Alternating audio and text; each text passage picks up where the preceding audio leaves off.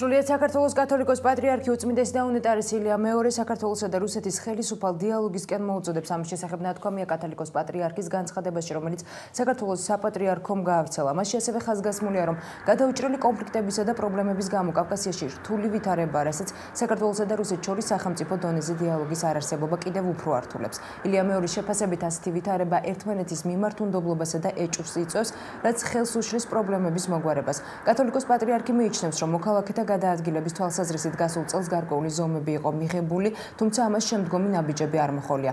მისივე თქმით, კეთდება განცხადებები, რომლებიც არათუ აახლოებს მხარებს, არამედ კიდევ უფრო აშორებს მათ ერთმანეთთან. დღეს მოსკოვში გაემგზავრა საქართველოს მართლმადიდებელი ეკლესიის დელეგაცია, რომლის შემადგენლობაში შედიან საქართველოს საპატრიარქოს საგარეო საეკლესიო კავშირების განყოფილების ხელმძღვანელი ზუგდიდისა და ცაიშის მიტროპოლიტი მეუფე გერასიმე შარაშენიძე, დეკანოზი გიორგი ხარაზიშვილი და არქიმანდრიტი დავით ჯინჭარაული, ასევე საპატრიარქოს მრჩეველი ზურა ბაბაშიძე. დელეგაციის წევრები მოსკოვში რუსეთის მართლმადიდებელ ეკლესიასთან მოლაპარაკების გასამართად გაემგზავრნენ. დაგეგმილია შეხვედრა რუსეთის პატრიარქ კირილთან.